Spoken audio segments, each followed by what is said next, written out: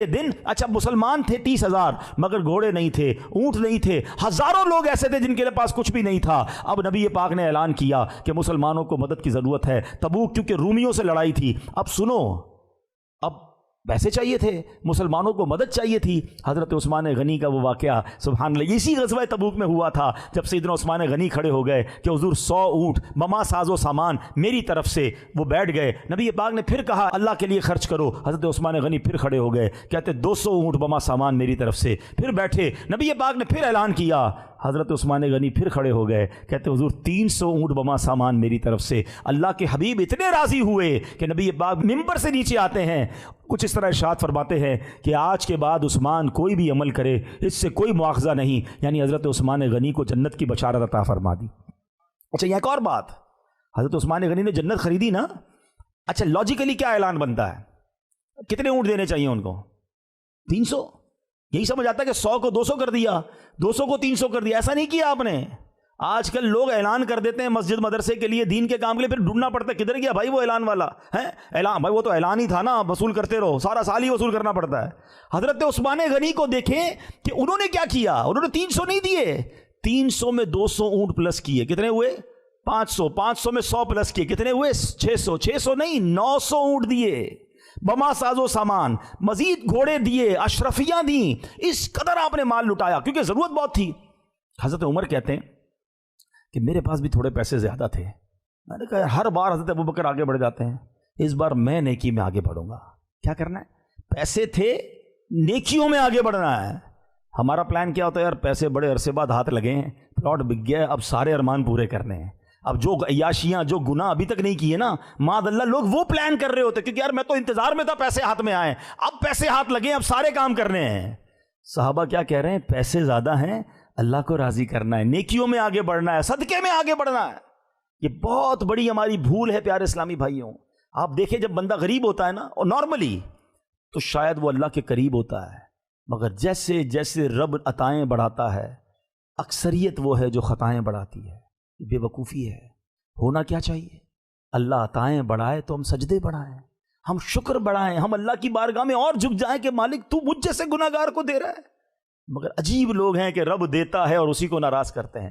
بہرحال حضرت عمر فاروق پہنچ گئے نبی پاک کے پاس، کہتے ہیں حضور عمر کا صدقہ حاضر ہے۔ اے عمر کتنا لائے ہو؟ کہتے ہیں حضور 50% لایا ہو۔ 50% بولنا آسان ہے، ادھر تو 2.5% لوگوں کو بھاری پڑتی ہے زکوٰۃ۔ ہیں ہمارے پاس آتے ہیں کہتے ہیں مولانا صاحب کوئی طریقہ بتائیں، یہ والا پلاٹ تو نکل جائے گا نا زکوٰۃ سے؟ ہیں میری نیت لیتے وقت یہ تھی تو وہ تھی تو تو تھی، کسی طرح یہ نکل جائے، بہت مہنگا ہے، بہت بڑی زکوٰۃ بن جائے گی۔ 2.5% میں جان جا رہی ہے لوگوں کی۔ سیکھو حضرت عمر فاروق سے، 50% لے کے پہنچ گئے۔ اچھا کہتے ہیں مجھے انتظار ہے، دیکھتا ہوں سیدنا ابوبکر کیا لاتے ہیں۔ اور پھر کیا ہوا؟ حضرت ابوبکر جب لائے اور نبی پاک نے سوال کیا، اے ابوبکر کیا لائے ہو؟ کہتے حضور گھر میں جو کچھ تھا سب لے آیا۔ ابوبکر گھر والوں کے لیے کیا چھوڑا ہے؟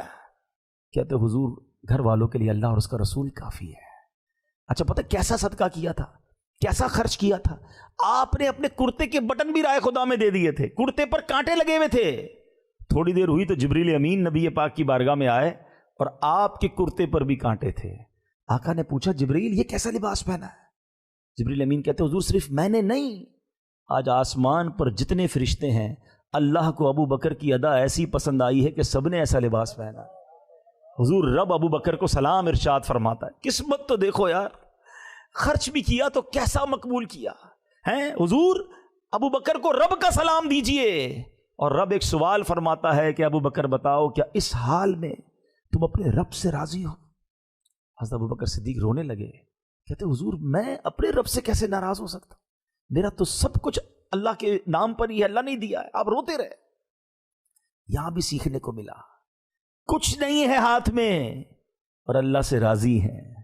ہمیں اللہ نے کروڑوں سے اچھا بنایا ہے، بہت کچھ ہے ہمارے پاس، مگر ہم میں سے بہت بڑی تعداد اپنے رب سے ہی راضی نہیں ہے۔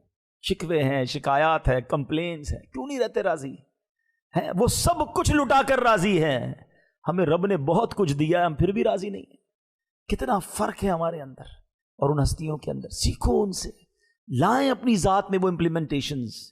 اور صدیق اکبر کی سیرت سبحان اللہ، نبی پاک نے ایک بار فرمایا، حدیث پاک کا مضمون ہے، جو بندوں کی خصلتیں ہیں نا وہ 360 ہوتی ہیں، اور اللہ جب کسی بندے سے بھلائی کا ارادہ فرماتا ہے تو کسی کو ایک اچھی خصلت عطا فرماتا ہے اور اسی اچھی خصلت کی برکت سے اللہ اسے جنت میں داخل کر دیتا ہے۔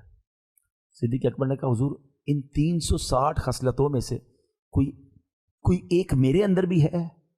نبی پاک نے فرمایا ابو بکر تم وہ ہو کہ تمہارے اندر یہ ساری خصلتیں موجود ہیں۔ آئے ہائے ہائے، ایسی کیا عادتیں تھیں؟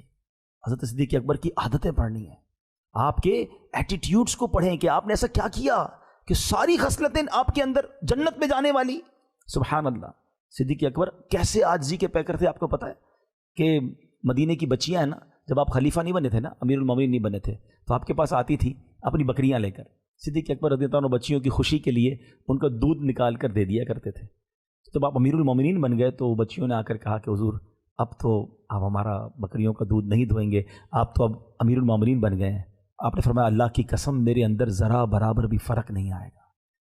بچیاں پھر دودھ لے کر آئیں اور آپ امیر المومنین ہوتے ہوئے آپ نے ان بچیوں کی خوشی کے لیے ان کی بکریوں کا دودھ نکالا۔ حضرت عمر فاروق کا ایک انداز ہوتا تھا، یہ اللہ والے نا کمال ہوتے تھے یار، نیکی بھی کرتے تھے اور چھپ کے کرتے تھے۔ ہمیں تو نیکی بھی وہ چاہیے جس کی ذرا تصویر وغیرہ چھپے، فیس بک پر آ جائے، ذرا اعلان ہو جائے، کم از کم امام صاحب تو نام لے لیں، پتہ تو دیں کہ مولوی صاحب کس نے آج پیسے دیے مسجد میں، کیا چندہ۔ ہمیں اندر سے یہ فکر ہوتی ہے کہ میرا چندہ کسی طرح، میرا چیریٹی پتہ چلے لوگوں کو۔ حضرت عمر فاروق نے ایک اپنے لیے کام سوچا تھا۔ مدینہ شریف میں ایک نابینا عورت تھی، بوڑھی عورت، آپ رات کو جاتے چپکے سے اور اس کے گھر کے کام کاج کر کے آ جاتے۔ وہ تھی بھی نابینا، اس کو پتہ ہی نہیں چلتا تھا کون آتا ہے، وہ دعائیں دیتی ہوگی کہ بھائی ایک بندہ آتا ہے آ کے کر جاتا ہے۔ ایک بار عمر فاروق گئے تو دیکھا کہ کام اس کا ہوا تھا۔ آپ حیران، میرے سے پہلے کون آ کے کر گیا؟ سیکنڈ ڈے گئے، پھر کام ہوا۔ تیسرے دن جلدی چلے گئے کہ دیکھوں تو صحیح کون آتا ہے، پھر کام ہوا۔ کہا یہ بندہ ہی نہیں پتہ چل رہا کون ہے، اب کہا میں ساری رات ادھر ہی گزاروں گا۔ اگلے دن پوری شام سے ادھر ہی بیٹھ گئے۔ جب رات ہوئی تو حضرت ابوبکر صدیق آئے اور آپ نے اس بڑھیا کا کام کیا، گھر کی صفائی اور گھر کے کام کاج کر کے چلے گئے۔ یہ ان کی عاجزی تھی، یہ ان کی نیکی تھی، یہ ان کا خوف خدا تھا۔